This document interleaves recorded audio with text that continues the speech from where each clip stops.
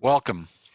My name is Tony Rupp. I'm an attorney with Folston, and I am co-chair of the Overland Park Chamber's Public Policy and Advocacy Committee.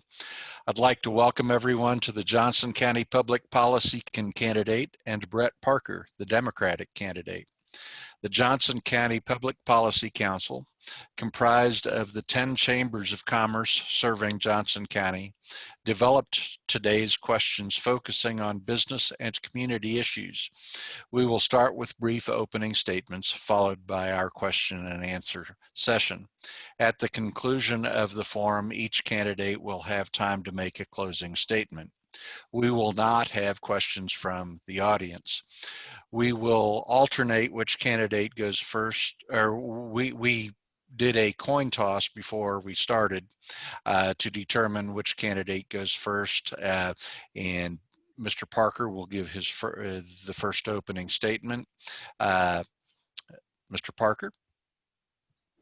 Thank you, Tony, and thank you to the Overland Park Chamber for putting this on. It's been my privilege to represent the 29th District for the past 4 years, and it's really been the honor of a lifetime, and I've appreciated the great work of the Overland Park Chamber in collaborating on infrastructure, healthcare policy, funding for public schools. You all do a wonderful job, and a lot of people might not realize the State House, we don't have large policy staffs for the most part. It's the legislator themselves, and I'm about as big a policy nerd as it comes, but it's been a tremendous partnership getting to work with Kevin and the folks at the Chamber on some of the key issues for Overland Park. I also want to say thank you to Jerry Clinton for being a part of the forum. I think these are great no matter who's putting them on, and certainly anyone who's run for office knows the sacrifice that it takes, and regardless of any policy disagreements, have a great deal of respect for anyone putting their name on the ballot and wanting to jump in to this opportunity. I am looking forward to serving the 29th House District for the next 2 years. I've been proud to be a strong advocate for Medicaid expansion, a great ally of Governor Kelly in trying to advance policies that are good for our community, and most recently, advocated strongly for making sure that the needs of Overland Park are met in the latest transportation plan that was passed to ensure that the critical expansion of Highway 69 in Overland Park is a priority, and that we have the delivery mechanisms in place to make sure that we're able to get to that. So I look forward to answering the questions from the Chamber and having a great discussion, and thanks again for having me. Thank you, Mr. Parker. Now let me turn to Mr. Clinton for his opening statement. Thank you for inviting me. Rosemary and I celebrated 49 years of marriage yesterday. I'm the proud father of 3 sons and 7 grandchildren. After graduating from high school and my brother returning home from Vietnam with 2 Purple Hearts and a Bronze Star, I felt the call of duty. I joined the Navy, served 4 years, including a Westpac cruise to Vietnam. After my service in the Navy, I attended vocational training school at Kansas State College of Pittsburgh.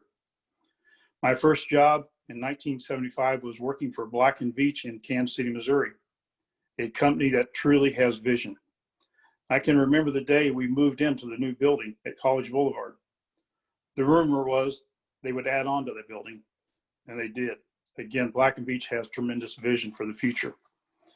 After leaving Black & Veatch, I started my own small business, Clinton Design Incorporated, and later Drafting Services of OP.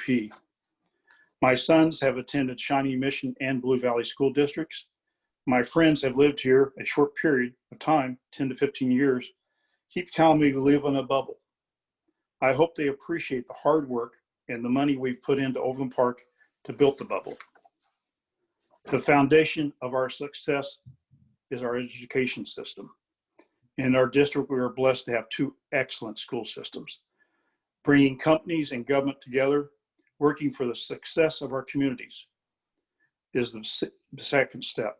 Black & Veatch and the City of Overland Park is a perfect example of this, where communities work together. Small businesses are under attack at this time by the state government. This attack is not only hurting small businesses, it is also hurting Overland Park financially. Why would Governor Kelly misrepresent the facts about the number of deaths in Kansas? In her press conference, she stated there were 23 deaths reported in the state over the weekend. The truth is there was only 1 death over the weekend. 23 deaths were reported. Why the misleading statement? I have lost confidence in Governor Kelly. I have heard the call to duty. A new path needs to be set, and that is why I'm running to be your representative for District 29. Thank you.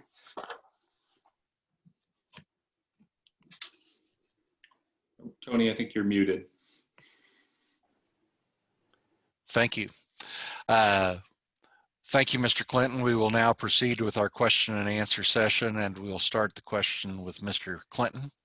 As a candidate, Mr. Clinton, what are your top 3 policy issues?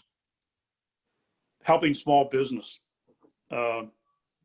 They continue to be hurting. They've been closed down. The federal government stepped in and they've given them loans, but Kansas, we're keeping them shut down.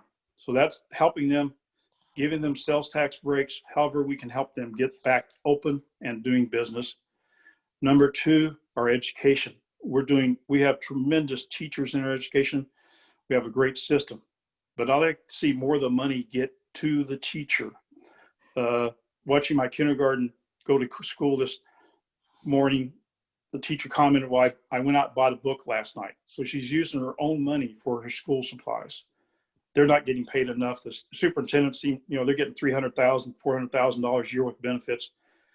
The next thing to do, I agree with Brett. We have to fix the Medicaid problem. If Jim Denny had it solved, but because of the Democrats and Republicans who totally dislike each other, that's the problem. So those are my priorities. Mr. Parker, as a candidate, what are your top 3 policy issues? I think first and foremost right now, recovery from COVID-19 has to be the focus, and that has multiple aspects. Certainly we need to get the health aspect of things under control, not only to save and improve lives, but because our economic recovery is dependent on that as well. And so I'm focused on everything that we can do to make sure that we are listening to medical experts.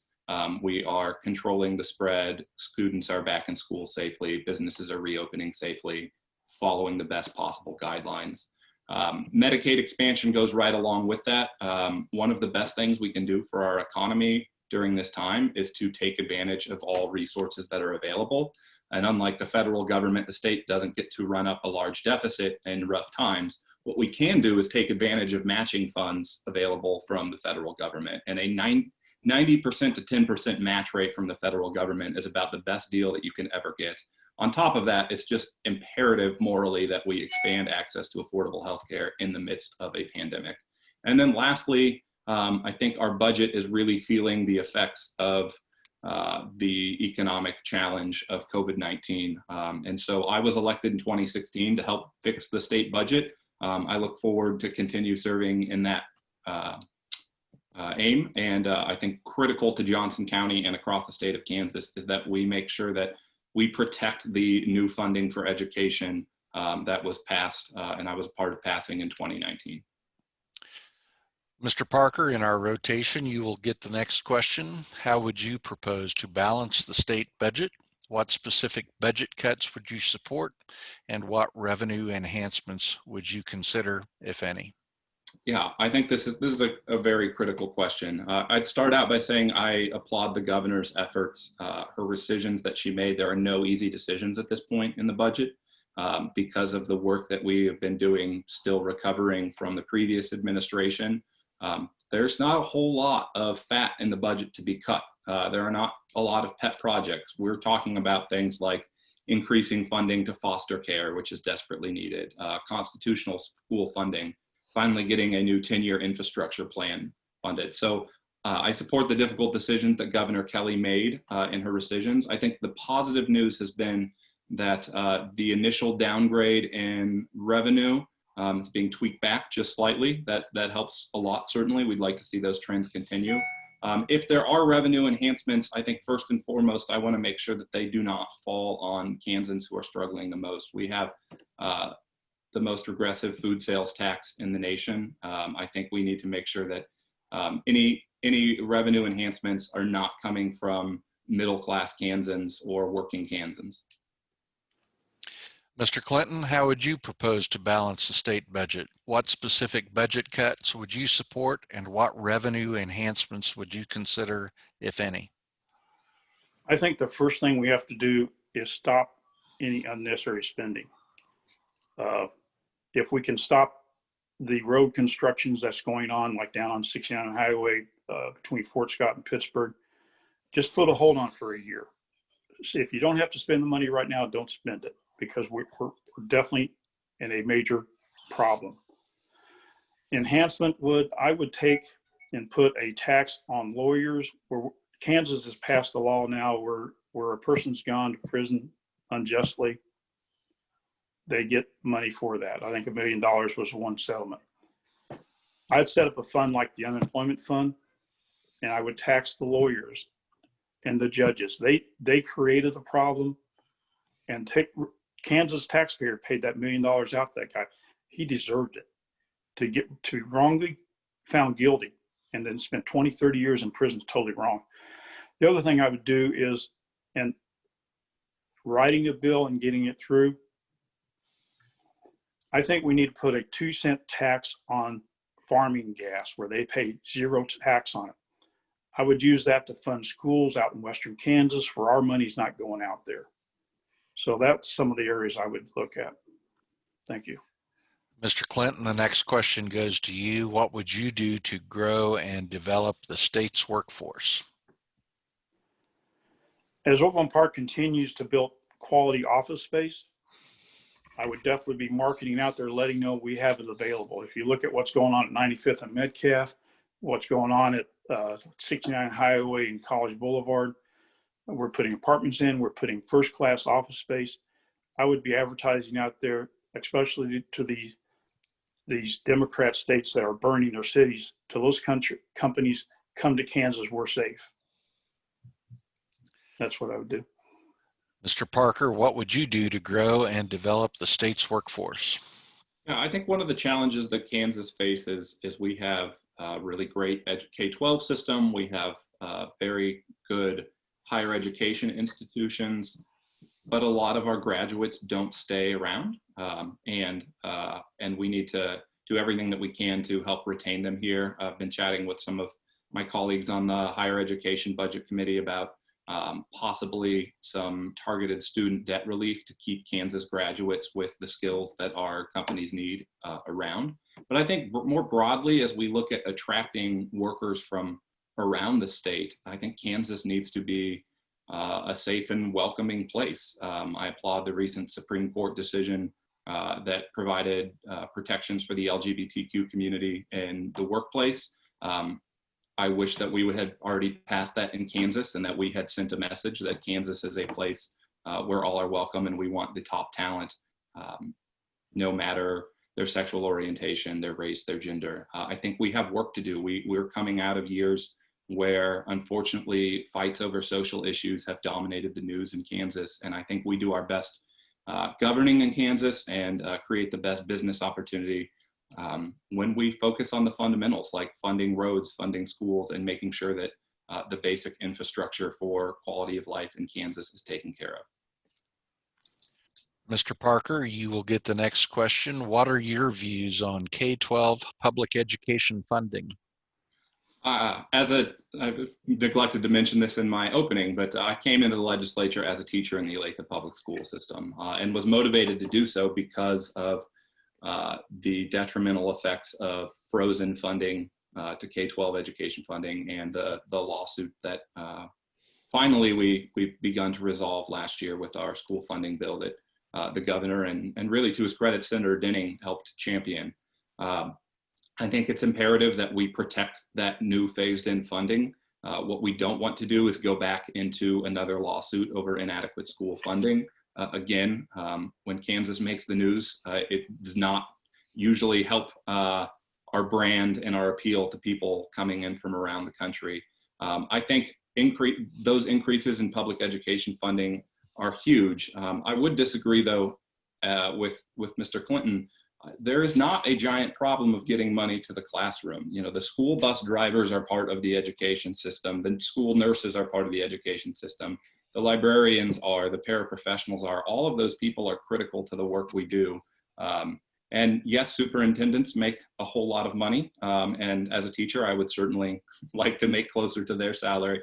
On the other hand, anyone who's ever had a job with a boss who was not qualified for it knows the value of having people in positions of organizational leadership who really know what they're doing. And we certainly want to recruit and retain the best administrators in Kansas as well. Mr. Clinton, what are your views on K-12 public education funding? I've been funding it for over 45 years. I've never voted against funding for Kansas schools. When an administrator makes $340,000 income, $1,000 a month for driving expenses, administrators get a 14%, 15% pay raise in Olathe this year. I think we need to look at how we get it down to the teacher level better. We have a fantastic schools, and we do, and you know, although 300,000 sounds like a lot of money compared to Black and Veatch CEOs and things, it's not a lot. But we need to get it down to the teachers where they're not buying their supplies. We need to be able to support those teachers as much as possible. And we need to get, I don't like the fact that the courts settled the situation. It should have been voted on. And we, in Johnson County, we know the value of education. That's what brings business in. People are moving out of Kansas City, Missouri, they're moving out of these failing cities because they're moving to Johnson County because we have a good school system. And we need to get it spread out where Western Kansas is not paying their fair share for their school system. Thank you. Mr. Clinton, the next question goes to you. What types of economic development policies will you support to encourage job growth and business expansion in Kansas? One thing I would not support is the TIF action on 103rd and Antioch. I mean, that would turn that intersection into Corporate Woods or 95th and Metcalf, and that's a really nice neighborhood. If you walk through that neighborhood, there's houses, walking through the golf course and talking to the people, they're pretty happy with what they have. But don't put 10-story apartment buildings in there. I would continue. What would be nice is, first, we've got to get 69 increased to Lewisburg. If you look at how many people have moved to Lewisburg, Miami County, out of Johnson County, and then we got to fix the problem from 87th Street to downtown Kansas City, Missouri, on those highways. That's how you get commerce coming. You get good highways. 79 highway. Look how Missouri's growing south.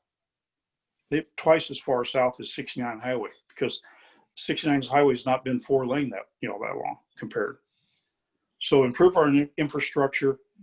I don't think we give the TIFs. I would take the way from Overland Park and make that something you vote on. When you give a person $200 million tax break to ruin a neighborhood, that's wrong. Thank you. Mr. Parker, what types of economic development policies will you support to encourage job growth and business expansion in Kansas? Yeah, I've been proud to support things that go a long way towards supporting job growth and the growth of our economy in Kansas. I know we've spent time already talking about restoring public education funding, but I do think that is critical in Johnson County. Likewise, was proud to play a big role in making sure that Overland Park and Johnson County got what they needed in the transportation package that was passed this past year. Both working on the appropriations committee to try and restore some of the aspects that would expedite US 69 expansion, as well as K-10 expansion. And then again on the House floor, and then finally on the final package. And again, I'm grateful for the partnership with the Overland Park Chamber and helping to advocate for a lot of those things. And then lastly, I know that we don't talk about this as economic policy that much, but Medicaid expansion is an economic growth opportunity for the state of Kansas. I believe in it because I believe in providing affordable health care to 150,000 hardworking Kansans. But we also can't overlook the possibility to bring hundreds of millions of dollars into our economy every year to make sure that the hospitals that we go to aren't having to pick up the cost for unpaid medical bills that eventually get passed on to us. $600+ million a year, over $4 billion sacrificed thus far since that policy has been available. Imagine what, at a time when we really need it the most, those dollars would do coming into the state of Kansas. And they don't just stay in the healthcare system. They move around the economy, and we would all benefit from it. Mr. Parker, the next question goes to you. What are your views on state tax policy, being as specific as you can? I think we've frankly undergone too many big changes to our tax code in the last decade or so. We went radically for the Brownback tax experiment. We saw the devastating consequences of that. I was proud to be part of the work in my first session of passing a new tax plan, which still left rates lower than they were before Brownback, but brought in critical revenue for core services. The one thing that I would like to see done, if we can decouple it from the sort of extreme Republican leadership in Topeka, is making sure that residents of Kansas can itemize on their state taxes, even if they don't do it at the federal level. This has been one of the most frustrating examples of partisanship getting in the way of getting something good done. We could have a near unanimous vote on implementing that policy if the Speaker of the House and the Senate President would let us vote on that decoupling policy by itself. Instead, it's constantly run with massive tax giveaways to giant multinational corporations who are doing just fine and who have moved jobs overseas. So I would really, if we're going to make a tweak, like to see a clean vote on decoupling the federal and state itemization, so that Kansans who are used to that and lost the ability to itemize because of the change in the federal tax code would have that ability again. Mr. Clinton, what are your views on state tax policy, being as specific as you can? For the next year, for small businesses, I would take the sales tax and let them keep it. Kansas received like $1.1 billion from the federal government CARES Act. Kansas sent out $101 million to public health, $78.6 billion for education, economic development, $75 million educational programs. They gave $60 million to small businesses. So what we chose to do is protect our government and let small businesses die. I would take the sales tax from that a small business collects for the next 6 months and let them keep it, just help them recover. I would put when gas prices are cheap, I'd put a 10-cent gas tax on there to collect revenue when it's under $3 a gallon. I mean, 5 years ago, we were paying $4.50 a gallon. Now we're paying $1.98. But we need to stop the tax and the death of small businesses. Property taxes are going crazy. We tax a building now for what the revenue is from it and not for the property value. Targets and things like that are fighting that. That's going to be a major issue. And we have a major expense coming up on exchanges on foster care, where we lost the lawsuit on that just recently. Thank you. Mr. Clinton, the next question goes to you. What are your views on healthcare policy and Medicaid expansion? You know, they could have solved this problem last session had the Democrats not been so bought into Planned Parenthood agenda and allowed the Kansas voters to vote on the amendment for life. But the Democrats get $400,000 a year from the Planned Parenthood, and their agenda is totally ran by the Democrat, the Planned Parenthood. So we need to provide affordable health care to 150,000 people. I would put a small premium on it, $10 a month. I'd put a $5 copay just for their buying into the program. Because if it's free, they go to emergency care, $0 for them. They go to medicine, it's free. Everything's free.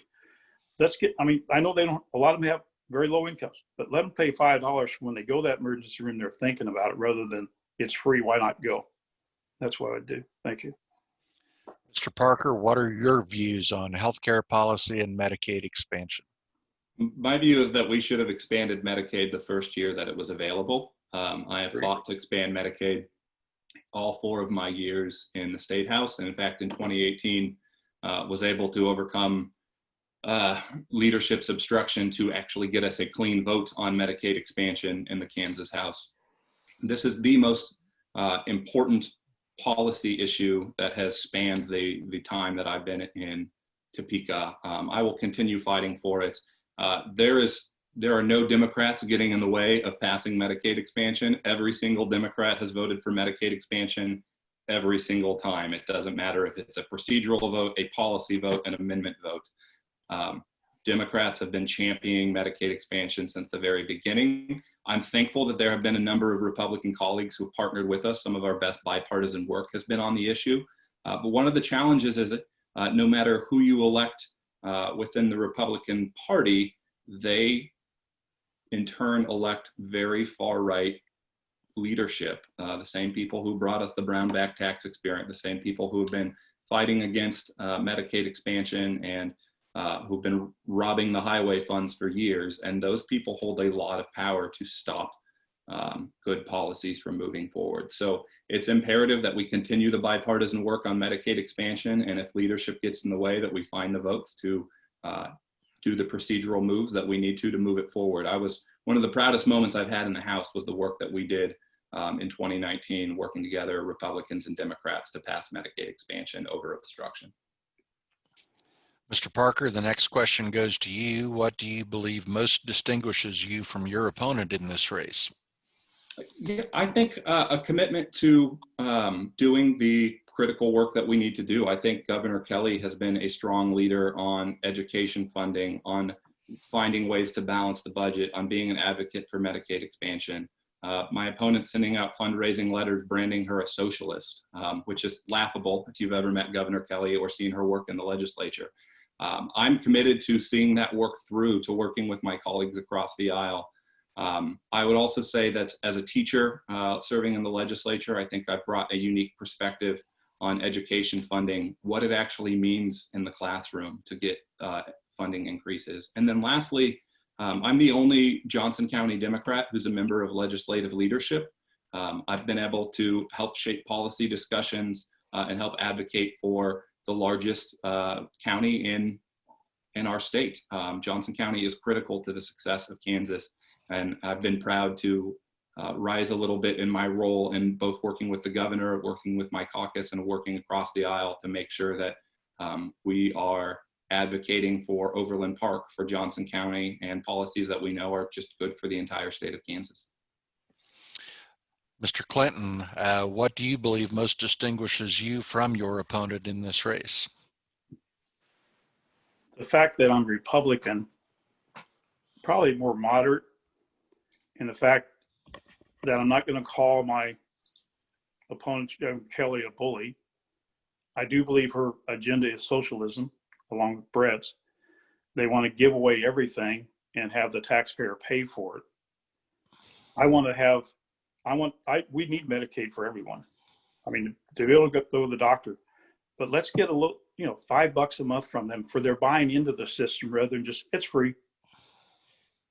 I've also, being a Republican, I'll be able to go to the majority of the people and say, let's work together on this. Again, they could have had Medicaid passed had they allowed the constitutional amendment, but the Democrats are so in the pockets of Planned Parenthood, they can't do anything without it. They want us to pay for everything.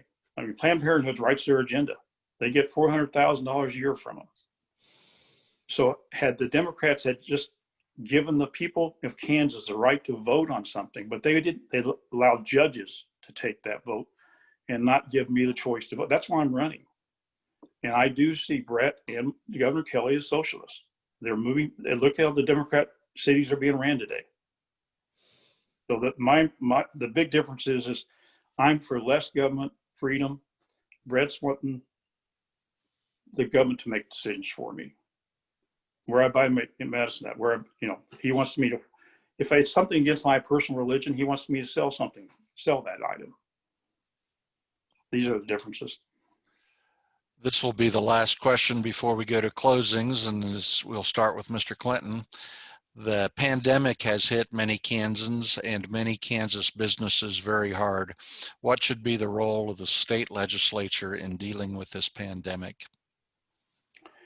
First of all, we need to get the truth out there and stop the political fighting between the Democrats and Republicans. Governor Kelly's acting like Donald Trump, telling lies about how many people have died. The Republicans are not letting her have anything because we're fighting with each other. So we've got to start talking about the truth. People's asked for how many people died in this county. Well, we can't tell you that because it's private stuff. Governor Kelly wants to start IDing businesses that's had the virus in their place. But you never see Planned Parenthood in one of those lists because they're in the pocket. So we need to get over this bickering, fighting between Democrat and Republican and serve the people of Kansas. We deserve better. The people of Kansas deserve better than this bickering that's going on right now. The only way you do it, you replace the incumbent and get new people in there. I'm not a politician. I'm going to be there 2 years. I'm not going to run again. I like retirement. I'm fighting for my country, my freedom. Thank you. Mr. Parker, the pandemic has hit many Kansans and many Kansas businesses very hard.